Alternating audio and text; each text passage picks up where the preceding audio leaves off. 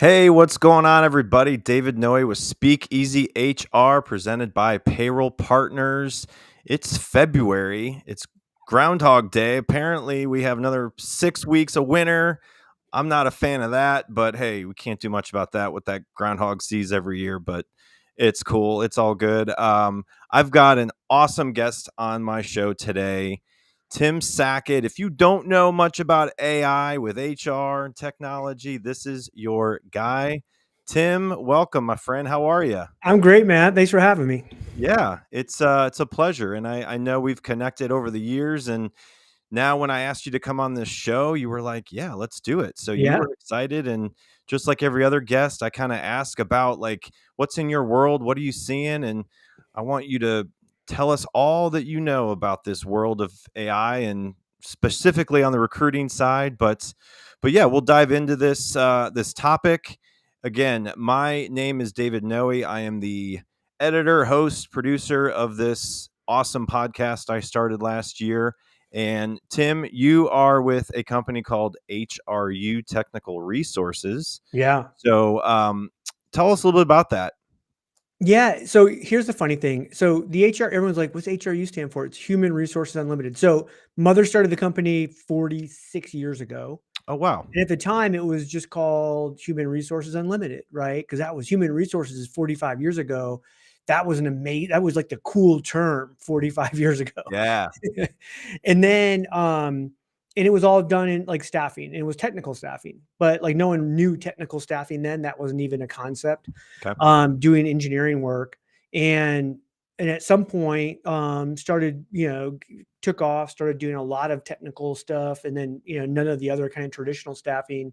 So she was like, oh, so now we have to add technical. So literally the official name of the company, which I would tease her about constantly, Human Resources Unlimited Technical Resources. You have resources in there twice. No one does that. She's like, well, no, but no one says that. It's HRU. And so literally now, like the URL is just HRU Tech. So when someone asks me like, where do I work? I go, it's HRU Tech. And they're like, what's that? And you're like, it's technical staffing. Yeah.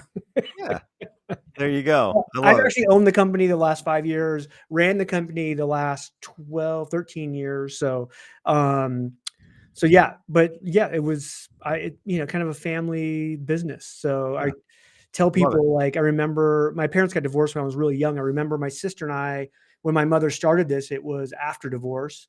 Okay. And we lived with her, and like she was the old school like staffing person, like on the phone, like writing, doing this. When my sister and I were watching like TV with no sound on, Oh my and God. then she would pay us 5 cents for every envelope that she would address it, and we would just have to lick it and stamp it.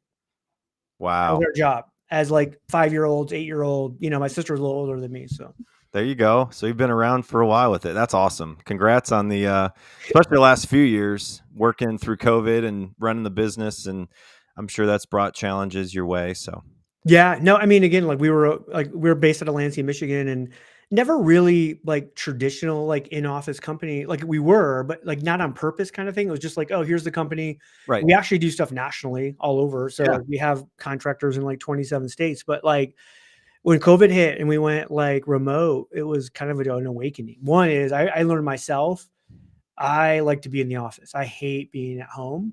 Yeah. So we own the building. So I would just come in, and then I had 2 or 3 others that were like, "Hey, dude, like I'm dying being at home. I can't be at home. Is there enough space? Can we can I come in?"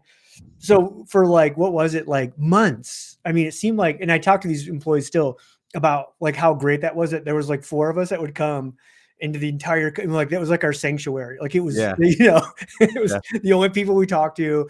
Like we could got so much done because nobody, the route, like it wasn't filled. Like it was crazy. Yeah.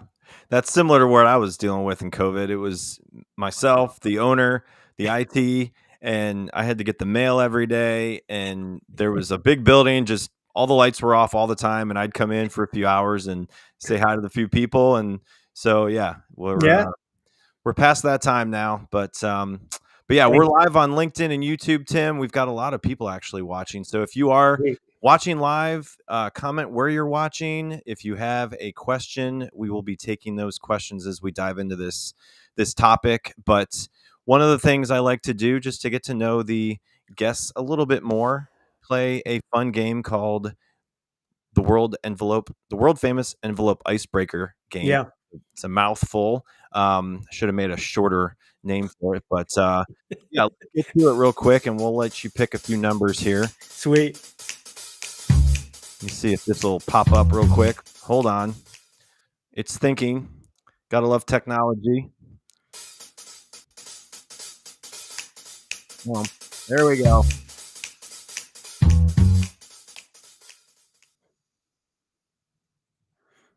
Little segue. It didn't work very well. So It one. worked twice for me. So there you go. Uh-huh. It worked twice for me. It worked twice for you. Nice. I can't see that on my end. All right, 1 All through right. 15, Tim. What do you got? What's the least number picked? Or do we do more than one? We can do more than one. All right, let's do one. We'll start with number one. Number one. I don't think anyone's picked number one. I know. People are lame. Everyone picks like 7. Yeah. Oh, I love this question. You're going to Sweet. love it. You're going to love it too. Yes. Greatest rapper of all time. Oh gosh, I actually did an entire. This is the fun one. So I'll tell you my rapper, but I did an entire presentation on the rap lyrics that shaped my leadership style. What? 25 greatest rap lyrics, and I actually did it as a goof. Put it out on like LinkedIn, SlideShare, blah blah blah. Yeah. And I had a local SHRM chapter from a city actually asked me come do it, and I'm like, oh heck yeah, I'm there. I'm going to do it. Yeah. And then you show up and you realize there's like 35 white women sitting in a room that you're about to launch into 25 rap lyrics about leadership. And at that point you go, okay, now I'm in trouble. Like I'm in big trouble here from that. So I love Eminem. I would say he's my favorite. Detroit, Michigan. I'm Michigan. Clearly somebody I like, but I can go deep on the rap side. Yeah. Yeah, there's a lot of them. I saw that was on Family Feud, and it was one of the questions, and I don't know. Before I started this podcast, I saw like a clip of that episode about the best rapper of all time, and I'm like, that's a great question. It's one of those things too where I'm old enough where like rap started right when I was coming kind of through like high school, like junior high, where it really hit. And then so you got like Tupac and Biggie and like all these kind of original, ones that are out there all the way through like Jay-Z. And like I grew up in a city school, very diverse, and like it was just hip hop and rap were like the music I listened to all the way through still today. Yeah. And funny enough, I actually listen to a lot of country right now. And I think there's a lot of similarities to rap because it's storytelling. Yep. Which I love, Yep. So. Well, I live in Kentucky. We listen to country, but we listen to more than just country. So I obviously didn't grow up listening to country in Michigan. I grew up down the street from you. Well, not really down the street, but in Southeast Michigan, and grew up with Eminem, Kid Rock, those guys. But yeah, Beastie Boys and some of the Beasties was great. Yeah. Yeah. They just, they've changed over the years, but, all right. What's one more number outside of the rapper question? I want to see what else you get. 1 through 15. Go the opposite ends. Interesting. Okay. Who's your favorite pop singer? No. Well, I mean, you're going with the music questions. This one is, what was your favorite band growing up? So it's got to be obviously. I hung out. Most of the kids I hung out with, like it was like the rock music, big hair era. Like so, I would have to go. Oh man, I see. It was before grunge, so it wasn't that. I want to go like maybe like Def Leppard or someone like that. Like that was the kind of music that like I think was like in the band era. Like if it wasn't rap and there was big bands, it was all rock bands. Big hair bands. Yeah. Well, I grew up, playing ice hockey actually in Michigan. So like I had this whole mix of Beastie Boys and all kinds of stuff to get ready for, getting our butts kicked against a team from Canada or something. It was like we couldn't keep up in high school with some of those kids. They're built different in Canada. Yeah. So hey, but like now that we're on the music topic, I actually went and saw Taylor Swift last year at the Eras Tour. In Detroit.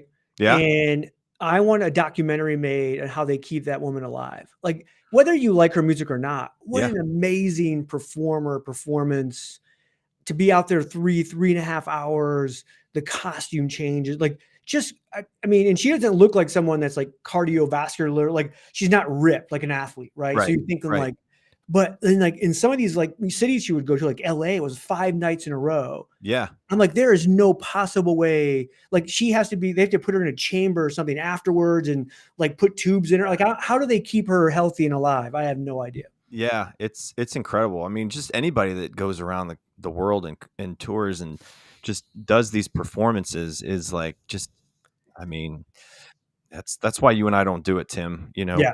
we're And not it's one thing to like, I mean, to be able to be a world class like talent, right. but then to perform and entertain for that long too. Like it's just, it's draining. Like Yeah. I'm just like when she said, like, she's like, yeah, we're done. And I'm like, yeah, like, I mean, I've made $100 billion or whatever. I'm done. Like, okay, cool. Like good Yeah. for you. And it was amazing. Yeah. Yeah. Yeah. It's awesome. So we are live on LinkedIn and YouTube. If you have questions, it looks like the chat is open. I've got one gentleman that put in a question, so I'm going to ping this in a minute once we start getting into your topic. But before we dive into your topic, just want to bring up a little bit about payroll partners, and I'm going Did to you know play that this. Hopefully, it 1 out works. of It's 3 30 seconds. employers Let's see. make payroll errors each year? And that 37% of those mistakes are from manual data entry? This means Come on. billions of dollars are lost each year. At Payroll Partners, we eliminate those costly mistakes with award-winning HCM technology that's easy to use. Backed by a team of experts, we make payroll seamless and stress-free. We put people behind your payroll.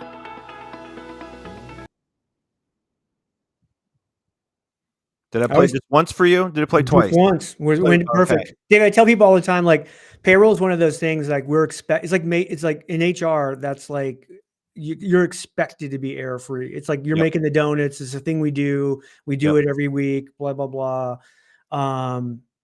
So yeah. Yeah.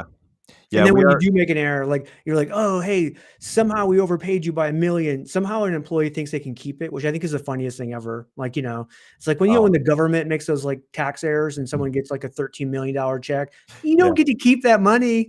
Yeah. It's an Right. error, man. Right. Yeah. No, we look to ourselves like an offensive lineman in football. You've got to play without getting penalized, and you've got to play 99% of Block the and time. You can tackle. block, Yeah. be fine. And so yeah, we have a great team. We look to ourselves as like payroll architects because we can build a system that works for businesses. And it's it's been almost 3 years I've been there. It's been an awesome journey. So and I get to talk to people like you and get to know more about what you do in your world. So Tim, a question came through from Tom. He said, "What's your favorite topic to talk about when keynoting at a conference?" Number one, like I think like my expertise is in recruiting, like deep Yeah, knowledge, especially in, because I worked, like part of my career in like traditional staffing, world, but also part of my career in traditional corporate talent acquisition, and then about the other third in like traditional HR. yeah, But I just have always had a passion around recruiting. So being able to get in and help individuals recruit, like I think it's one of those things when you talk to like executives, it's a constant like, hey, we're struggling to find great talent. It's always that conversation, right? yeah, And I'm yeah, always like, oh my gosh, like I can do that. I can help, yeah, yeah, and not even like I can help by just coming in and giving you a staffing service. Like anybody can do that. There's 9,000 staffing companies in the world, right? I can actually really break down like I can teach you how to fish better, right? I can break down your tech stack, your process, everything, and leave there going, you can recruit world class. And you're yeah, like, oh, you don't understand. Like we don't have a brand. It doesn't matter. yeah, You can recruit world class. yeah, And I truly honestly feel I can do that and give people. So like, no matter what I'm talking about, people are going to leave there going, holy crap, I have 10 things I wrote down that I think we could do tomorrow. yeah, I would say that's my favorite. Secondly, I get a lot of requests into talking about like kind of development of HR leaders. So mhm, as you think about any HR person, I'm an HR generalist, but one day I want to be a manager. I'm a manager. I want to be a yeah, director. Blah blah blah. yeah, I get a lot of like talking about that growth of like how do I move up? Like and so part of that is based on some research I did where I went out and asked C-suite executives to name the best HR person they've ever worked for, and then these traits that all these people had. And we did that and got just a ton of data. And it was fascinating to hear what they considered their best HR person versus if you would go to HR leaders and say, okay, what does it mean to be a great HR leader? Those traits don't line up. Right. No. No. Some do, but for the most part, no. And so for me, because it was one of the things when I worked on the corporate side of HR, I constantly got executives, and I was just in unique positions where I got to travel a lot with executives. They would go, "You're unlike every HR person we've ever worked with," and they weren't saying that in a negative way. It was a positive way. Yeah. And so then I wanted because I didn't know any better. So I'm like, "Well, what do you mean? I don't understand. Like, why?" Yeah. And they were just like, "Bam, bam, bam, bam," all these things. And so it was one of those things that I became passionate around to find out, like, well, why do I think differently than that? And part of it was I didn't come out of a traditional HR background. I came out of a business background. Right. And so for me, it was just more thinking of that. And then went out and got all the certifications and the education, got my master's in HR and SHRM certified and blah, blah, blah. And so I got the educational expertise, but I had come out of a different world. I didn't come out of traditional HR, you know? Yeah. Yeah. Yeah. Everyone's path in HR is different, you know? Tom added, he said, I did a short 10-minute presentation titled Top 10 Networking Tips Based on 80s One-Hit Wonder Song Titles. I want to either Tom, you and I have talked about that, or I actually saw you do that at, was it National or somewhere? I can't remember where it was, but I thought maybe That's it awesome. seemed, to my mind, it seemed like I saw part of that, but we might have just talked about it. Yeah. Yeah. That's awesome. So yeah, you went to Central Michigan, got your master's in HR there. Yeah. So you're a Chippewa. Is that a Chippewa? Yeah. Fire up chips. There you go. Fire up chips. And so you kind of went through your path through HR and how it all started, which again, everyone's different, right? Like I started out in a benefit consultant role, and I got to know a bunch of small business owners, and I'm like, man, they deal with a lot of stuff that, what is that? What is that? Oh, it's HR. It's hiring people, and you got to fire people, and you got to like develop people. And it's like, dang, they do a lot, you know? It's like, but now there's more and more technology, there's AI. And now it's like, how can you leverage that for your company, which is really right now, AI is a big topic. Yeah. And that's really what we want to talk about today, because that's when I talked to you about your topic and you said, we're asking the wrong questions about AI and talent. Yeah. So we got to know the right questions, and we got to know the right ones to really think about everybody's personal situation in their business to figure out what you can do. So let's dive into that a little bit. So get the one big out of the way right off the bat. And will AI take our jobs? Yeah. Could I just say yes and then period? No. I think that's one of the questions that, you know, that we're asking that's wrong. But I do think, like, if your job is the tactical part where anything you like are just like, hey, I spend most day on my keyboard and I'm click-clacking away to move this to this and align this to that. And, you know, it's really just tactical work. Yeah. AI will do that 24/7. They'll do it better. They'll do it error free. And they'll never complain about that. And so those jobs and that kind of work is going away. And I think that's, you know, so that's one of the big, you know, questions that we get asked that I think is wrong. The other one, you know, that I see all the time is like, well, is AI biased, you know?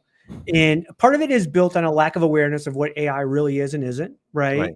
And so there's part of this where you go, well, 10 years ago, I saw this tech company and they're in the Wall Street Journal and they got sued by the state of Illinois and blah, blah, blah. And you were like, okay, that was early onset machine learning AI built into some HR stuff. It was in beta, wasn't even live, right? And what we learned, and even then, it was a misunderstanding of what AI is and isn't. So it was like, oh, AI is biased. And you're like, well, the way machine learning works is it just replicates something that you want over time. So if you're going to hire at volume and you say, okay, well, we're going to hire 100 people, machine learning would look at all the people that you hired and said, okay, well, I can give you more of those. And so then you go, so it wasn't the AI that was biased. It was the hiring managers that were hiring that were biased. Like the machine, they taught the AI, hey, we don't like women. And it said, Right. okay, cool. It never questioned whether it should or shouldn't, right? Right. Because Exactly. again, it was a very simple tree of like what it could do. It was just like, hey, I see that you're hiring this. You must want more of this. Here you go. And we were like, everybody lost their mind and said, AI is the problem. AI wasn't the problem. AI did exactly what it should have done based on the training and learning, right? And so Right. then Gen AI comes around, and then we start to see, oh, we can actually tell it, hey, even though the hiring manager only wants to hire men, no, we need to have a very inclusive set that we give.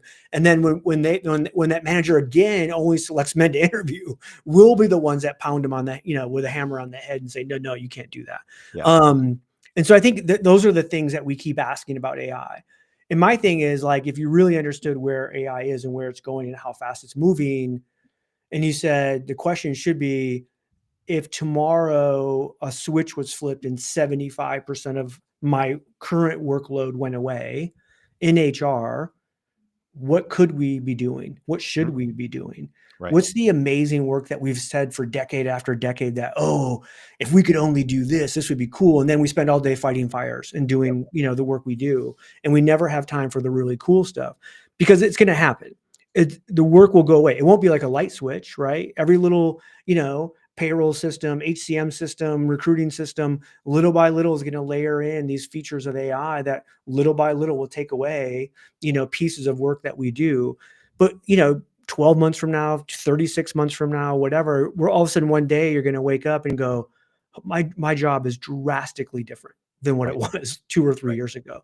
Right. And so I think it's critical for us to go, because if we don't answer that question now, your CFO, your CEO, people are going to come to you and say, hey, we put in this AI. You no longer have to do 50% of your work, 25% of your work. So we need some heads. We need to Right. cut some heads. Right. Instead of going, hey, that's cool that you did that with that extra capacity.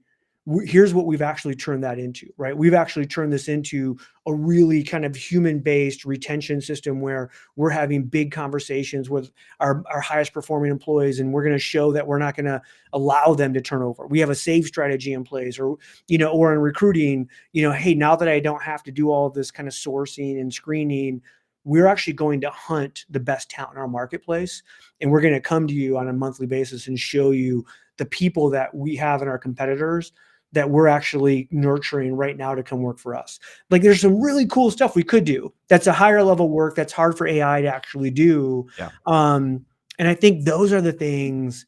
And again, I'm just giving like 2 or 3 examples. Like there's unlimited numbers of examples of based on your company, your culture, what you're doing, but we're not even having those conversations. We're almost like we're just sticking our head in the sand going, well, when it happens, I hope I'm still have a job. I hope Right. I'm the one turning AI on in the morning. You're like, come on, they don't even need that. Yeah. Someone told me that has been studying AI for 18 years. She said jobs that are available in 2030, 85% of those jobs haven't even been created yet. For sure. That's every technical revolution is like that. And it's just like mind boggling to think. I mean, it's 2025. Yeah. So in 5 years, so if someone's watching and they're 25 years old, you're going to turn 30, and the jobs right now that are available, you're going to have a whole heck of a lot more opportunities just in the tech world. It's crazy. David, like you'll love this on the benefit side, especially, right? It's like I was speaking to a group of CHROs late last year, and I told them, I said, do you agree with this statement that you don't care about the health of your employees? 100% said, no, we definitely care about the health of our employees. And Right. like, so tell me one active thing you've done to actually help your employees to become more healthy. And then all of a sudden there's a struggle. It's like, oh, well, we have this benefit that like, well, yeah. But no, if you truly cared about the physical and mental wellness of your employees, Right. what could you do? Yeah. And then and if you like take away the barriers that we have today and the work that we have today, like you're like all of a sudden you're like, oh, well, I could hold a lunch, yoga or a mindfulness, or we could do these things. And, we could actually, like get out and actually meet and coach, our employees that are struggling with obesity and blah, blah, blah. And like, there's so many things, right? We could actually design an insurance program that actually rewarded people for healthy behaviors and, Yep. and all these things. Right. And like, I go back to, there was an example like 15 years ago of a company, and it went all the way to the Supreme Court, and the company won, which is, if you smoke cigarettes, you can't work here. And if we catch you smoking cigarettes, if you test positive for tobacco, we're going to fire you. We won't hire you, one, because you have to do pre-employment testing, and we're going to periodically test you throughout. And because they said, look, it's making our insurance skyrocket. It's making you unhealthy, Yep. right? Yep. And we care about you. We actually care about your health as an employee. So we're not going to allow it. People lost their minds, freedom of choice and blah, blah, blah. And I'm like, okay, so if your employee was sitting at their desk with a gun in their mouth, do you think that's freedom of choice? Or should you do something? What's the difference between the gun and the cigarette? One just kills you faster than the other, right? And it's like one of those things is like, we have to change the dynamic around how we think about HR and the things we could do. Right. And when you start to like uncap that, like, and then CHROs, like we had amazing conversation the rest of the day. Like you were just like, holy crap. Like there's so many things we could do. And then the reality is like, well, is AI actually going to take that work away? Right. I think it will. I just, for me, using the technology available when it comes to recruiting, I just want to help my organization, and I'm sure everybody else, hire better people, hire the right people. You don't have a crystal ball. You can't determine if someone's going to stay for 3-5 years. Everyone job hops, and they leave because of bad bosses, and they leave because of no opportunities. So, can you predict better if someone's going to work out? Probably. There's a lot of tools out there to do that beyond just doing an interview with somebody. But if AI is going to transform the way HR and businesses operate, there's going to be a lot more opportunity than's available today. Like, when the World Wide Web came out, and everyone's like, "Oh my gosh, this is going to take our jobs away," and look what happened. More jobs. Yeah. So there's only two things that actually hold an employee to a company that are measurable, right? One is, do you overpay the employees? Are you pay leader in the market where they want to work? Right. If you do that, you're going to have very high tenure, low turnover. The other one is, do you have a best friend at work? It's the one thing that Gallup got right in 2 decades, 3 decades. And so I always ask like heads of HR, I'm like, which one can you control? Yeah. And they're like, Exactly. well, I can like none of those. Like my CFO tells us how much we pay, and I can't like make someone have a best friend. I'm like, are you sure? Like, and then I go, how did you find your best friend? Who's your best friend? It comes in their head. Do you remember the moment you met them? And did you go, oh my God, they're going to be my best friend? No, you didn't. You didn't know that. No. I said, so we're in this unique position where we can actually create moments where you're going to meet other people in your company.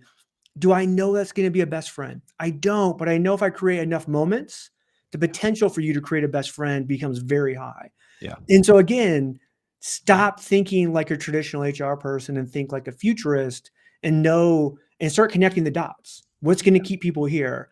What can I do about that? And then go do it. Like, I don't know. Like, I don't, it's like, to me, it's some of this stuff is really easy to think about. Operationally, can we pull it off? I don't know. I mean, the HR people were yelling at me. They're like, oh my God, Tim, now I need to be a creator of best friends at work. Like, that's my job. Yeah. And I'm like, maybe. And to me, that sounds like an amazing job. Yeah.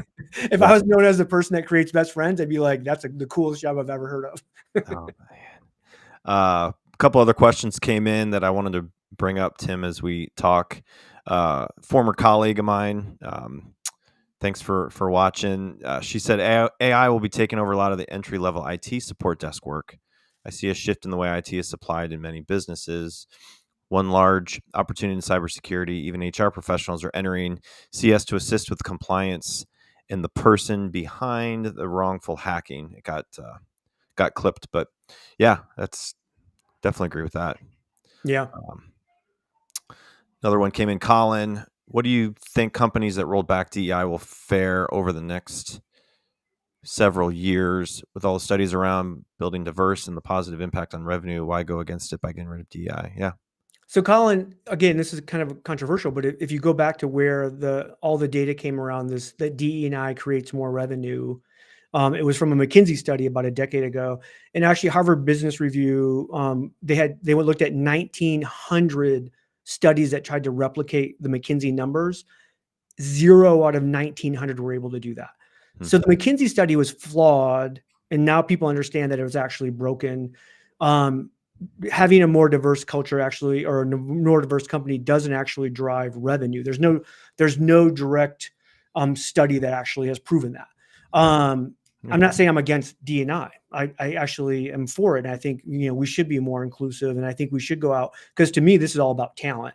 If I'm hiring from a pool of just white dudes, or I'm hiring from a pool of everybody, exponentially, I have a more chance of hiring better talent by being more inclusive. Right. So Right. To me, there's the positive side of this. We have to be, but we also have to be, very critical around kind of what this is and what this isn't. Google will go, well, there's not enough female software engineers. Google could have solved that, but you're not going to solve it at the adult learning. You have to solve that in elementary school, and they could have created STEM, all female elementary schools all the way through college. They could have flooded the market where we could have been right now, after a couple of decades of knowing this is an issue, we actually have more female software engineers than male software engineers. That easily could have happened. Why don't we do that? Again, this is a kind of an HR issue that we go, well, because our leaders go, I can't guarantee if I put that investment, that investment's all going to come back to our company. Companies are going to go out and hire. So then you go, okay, well, wait a minute. Why can't all companies come in and do this and put it in? Right. Same thing. No one can agree, and this is all private. And this is kind of the good and the bad of the capitalist society, right? Where you go, hey, we think the government and public education should actually do this. Turns out they suck at it as well, right? So this is a real dilemma. So like, if I'm an HR leader, do I want to build this kind of avenue and runway for my market, within my market, to get out into public school systems and start my own kind of white collar, trades program, whatever that might be? Yep. I think those are the things that we should be looking at, right? Yep. So the companies that eliminate DE&I, if they do it for nefarious reasons, that they just think like white people are better, that's a terrible company. They're not going to do well. Right. If they do it going, hey, I think there's a better way to spend this money to continue this process. Like, I'm also very hopeful that, think about it, if we solve DE&I, whatever the problems we think DE&I has, if we solved it, what's that next evolution? Yeah. And I have a lot of like DE&I professors that I work with that said, hey, Tim, like all this MEI, or like the merit excellence, whatever, the new thing is, right? He's like, actually, that was always the case. It wasn't about hiring less like people that were less performing, that were diverse. It was saying, hey, how do we hire as performative or better in that are diverse, right? So the merit was always a part of this. It was never not a part of this. And that was one of the things we've lost sense of. Even, I just think it was, bad marketing maybe along the way to say, hey, somehow, diversity became equated to hiring low performers. That's not what this was, right? Or should be. Yeah. So how do we become more educated about AI in HR? Yeah, great question. I always I tell people all the time, like, you should be demoing technology. You should be going out on a semi-annual basis to the technology that you use and say, hey, I want to talk about your roadmap. I want to see what you're working on. I want you to show me the newest things that we're not using. Because they're going to educate you. They're going to tell you, like, okay, we have this thing, but it's AI. We can put you in beta and you could be a tester, and, really dig in and teach you, like, well, what do you mean? Okay, so you said AI, but what kind of AI? And what I find is so many legal teams, and security teams, immediately go, we can't use AI. And then it means you're not using AI. And you're like, you're using AI every day. You're using AI in your office programs, have at Microsoft. You're using AI in your cell phones. You're already using AI. The question is, do you believe the AI that you're going to use is actually safe and productive? And, there's a risk reward kind of benefit there for it. So to me, I'm like, go out and demo, learn, understand what's out there, what's not out there. There's so many AI, advances. At the very least, go out and log into Chat GPT and ask it dumb questions. Yeah. See what Exactly. happens. Like, it's amazing, you know? Yeah. Yeah, it is. There are times where I'm like, I have a hard time, even for this show, coming up with good questions. Oh, yeah. And it's it's crazy how I just go in and I say, here's the topic, here's what we want to, you know, come up with questions to really get a good conversation together. And I don't always know the greatest questions. Like if someone asks me like, what are good interview questions for a tax job? Well, they're probably going to be a little different than a position in, sales and, HR. So when it comes to like generating just a list of ideas or collaboration topic, questions around a podcast, it's amazing how fast it'll just spit out these questions. And I'm like, wow, these are like, some of these are, you know, obvious, but some of them Yeah. are like, wow, Oh, yeah. it's It's awesome. done like, I write all the time, right? And so it's like one of those things where I will constantly, like, take it, put it into GPT, ask it to, obviously just grammar check, blah, blah, blah. Yeah. Sometimes, like, if I have something that's really verbose, like, it's like, "Oh, I just wrote something that's 1,500 words. I really need to make it 750." And I'll just say, "Shrink this to 750 without losing any kind of context or meaning." And it's shocking at how well and concise it can be, stuff like that. I saw Glenn Cathy, who's like a real good recruiter, kind of influencer out there, had the DeepSeek actually write Boolean strings to look for forklift drivers. Yeah. And it actually went through the process. It showed DeepSeek shows like how it's thinking about it and then built. He was like, is it something that I would build? Like, no. Is it something better than a normal recruiter would build? 100%. Right. So it's like, it's in between that. Hey, not quite an expert in whatever category you might be an expert in, Right. but it's better than average. So it's clearly like moving up quickly.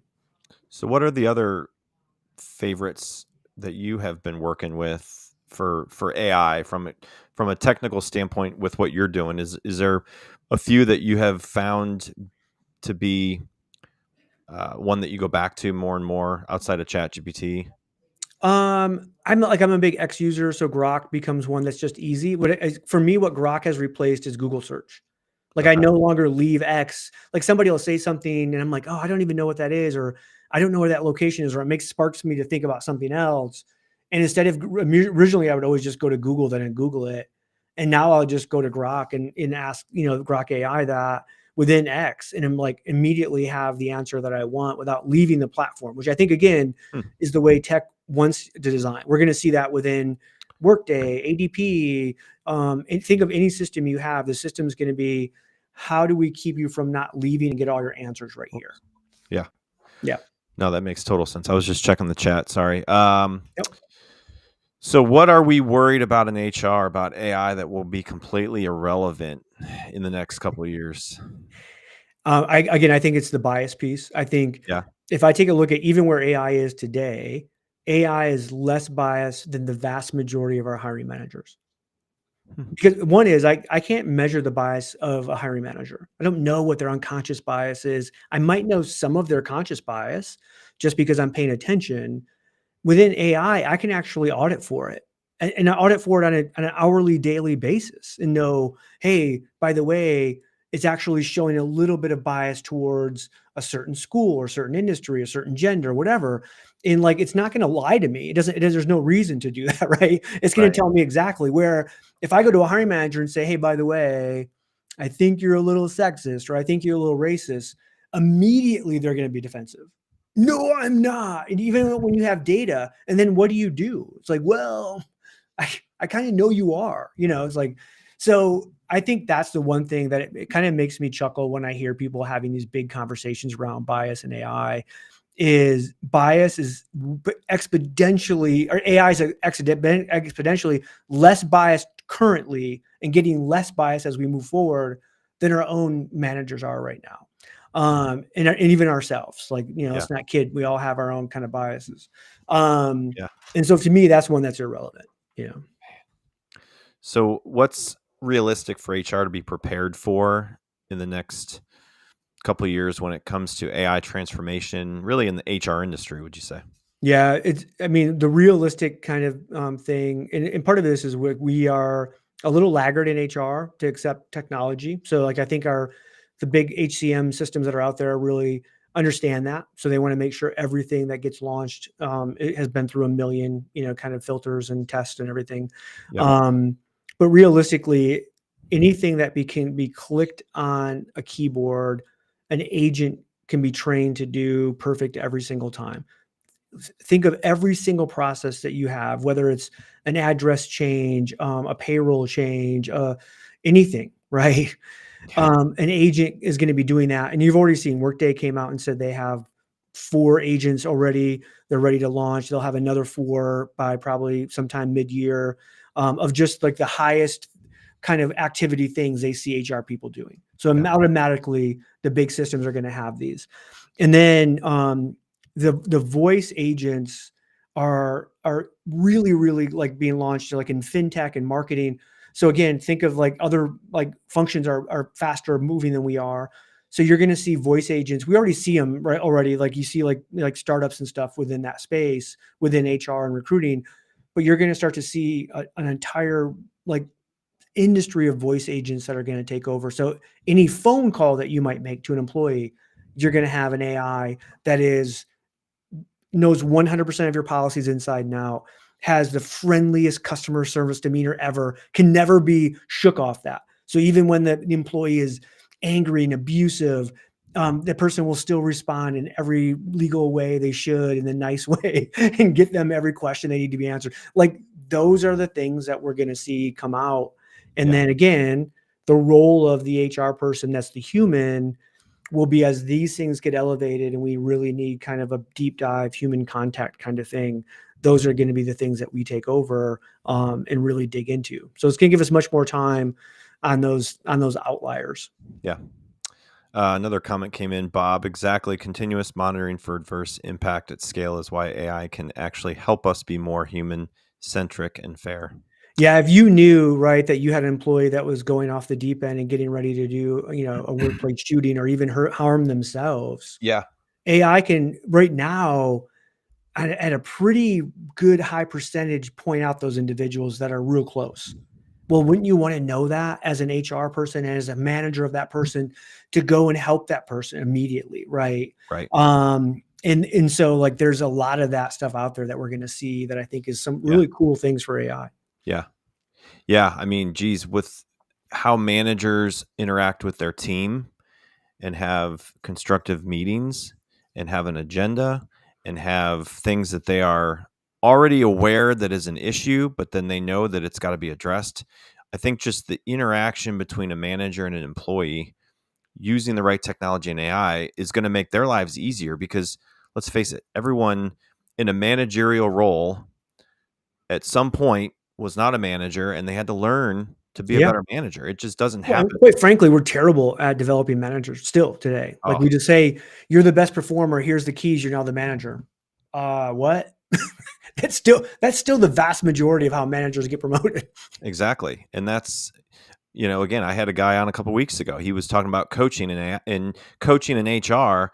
And, you want to make sure that the person you're promoting wants it, that they want to be a manager, obviously they will make more money potentially and career growth, whatever. But like, just because they were great in their job does not mean they're going to be a great manager. And that's what Yeah. every organization's probably made those decisions. And The biggest failure hard. of leadership is that we just take high performers and throw them in as managers because they want the next pay increase, not that they want to be a manager. And then we're shocked that they're terrible managers, right?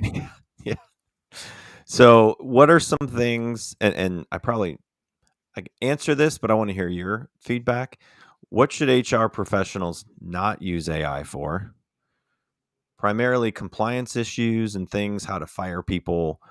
That's probably not something that you get from AI. Yeah. I've seen what it spits out, and I don't know. Yeah. I mean, I think anything that has to have really high levels of compassion and empathy are still those things that are Yeah. difficult because it's not human, right? It's Right. technology. It still struggles with some of that. Right. It can play a role. So if its only role is to be compassionate or empathetic, probably, you can have a bot that is really good at that. If Yeah. the only role is to be upbeat and energetic and interview candidates, you can create that. It's when it has to be all of those things that I think there's the struggle, right? Right. Of what Right. that might be. You can imagine, and again, I've tested and played with some of these, like, the interview screening robots, right? They're amazing when everything goes right. Right. But when, all of a sudden you're a candidate and you go, you know what, you're right. Like, I'm not right for this role. I'm going to kill myself. Immediately, the bot doesn't really know how to respond. When an HR person would immediately jump in and go, whoa, whoa, whoa, hey, come on now. Like, and you would have to go through and like, hey, this is not, that's not what I was saying. And like, whatever, like, you misinterpreted what, like, you would try to walk that person back a little, Right. where the bot might just go, okay, well, then if you don't think it's the right role, and just get you off. And you're like, Right.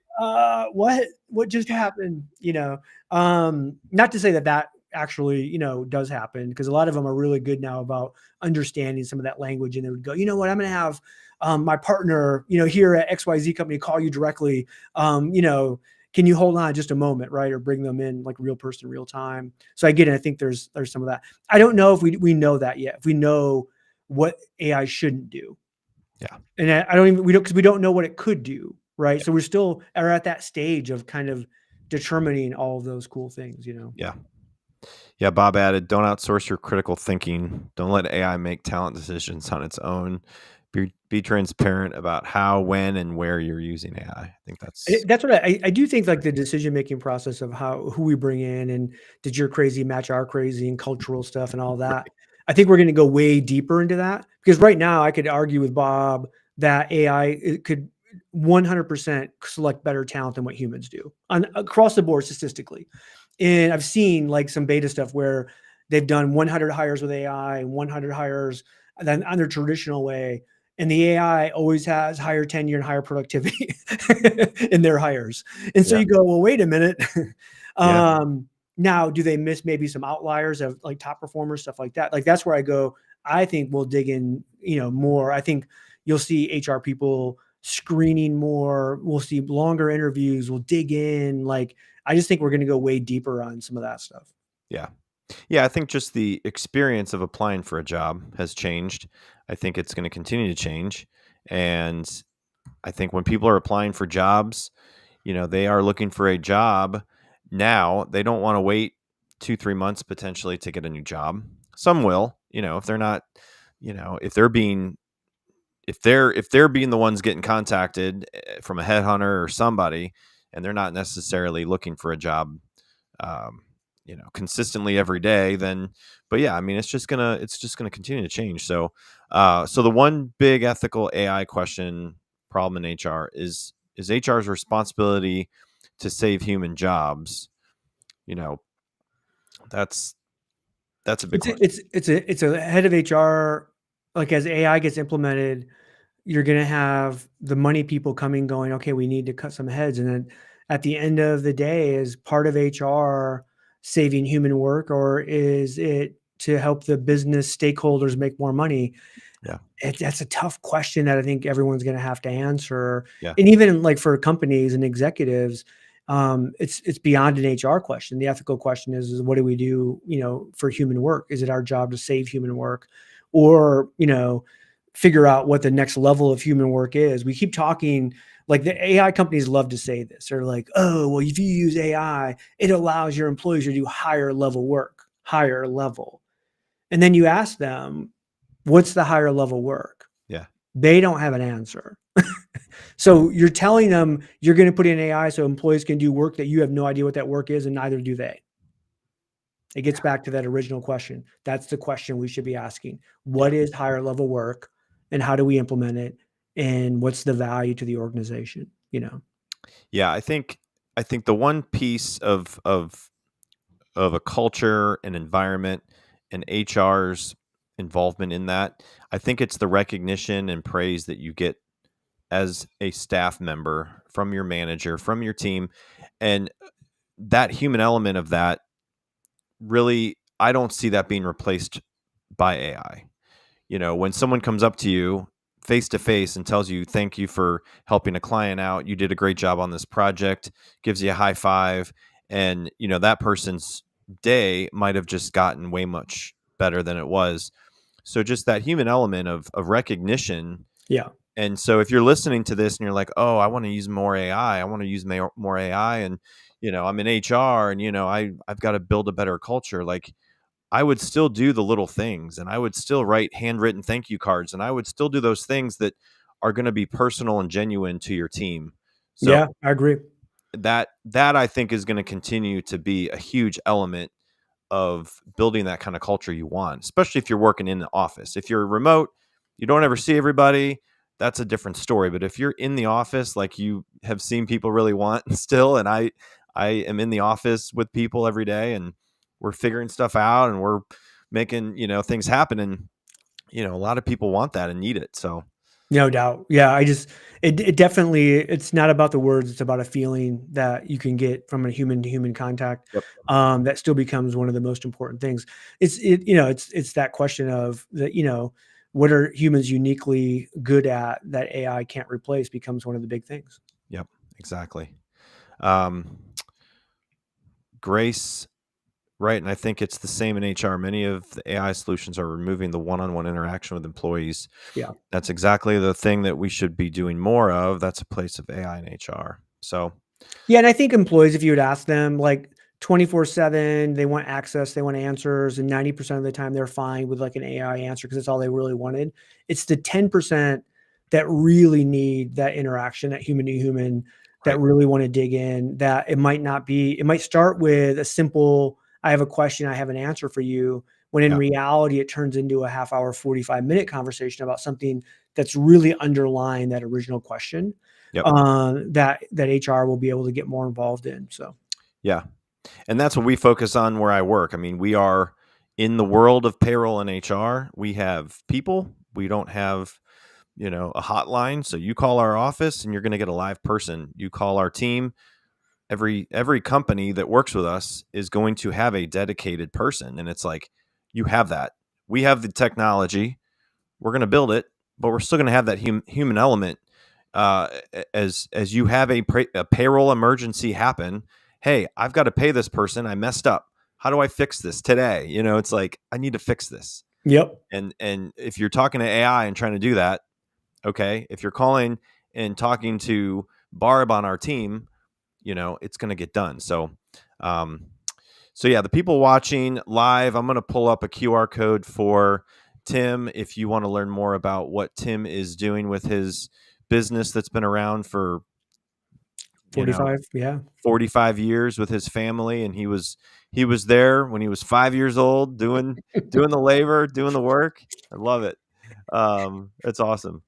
So love it. It's great. So yeah, any final words you want to say, Tim, or anything else that you think people need to know about AI right now? Or No, I think just again, dig in, again, talk to your current providers, find out what they're doing. And again, great HR doesn't have to be about AI either, right? I think Yep. it's about efficiency. It's about continuing to deliver better results, all those great things that maybe AI will help for you. Maybe it won't. Just figure that stuff out. Yep. People can also find me at timsackett.com, or just connect with me on LinkedIn. So I usually respond pretty well there. So. And you are not a life coach, just so I everyone am knows. not a life coach because in HR, we all turn into life coaches. That's very true. It's like automatic. That's very true. Yep. And as my board says, champions adjust, y'all. So definitely go out, be a champion. I really appreciate your time, Tim. This was great. Thanks for having me.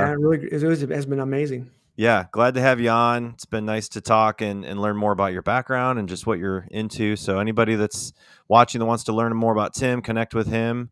And we've got a lot of fun episodes coming up on Speakeasy HR. So be sure to connect with me on LinkedIn, follow us on Facebook or YouTube, and other social media website, speakeasyhr.com. So tune in, way more episodes coming up. But Tim, it's been awesome to talk, and hopefully we'll do it again soon. Yeah, it's great to chat. Have me on anytime. All right. Take care, everybody.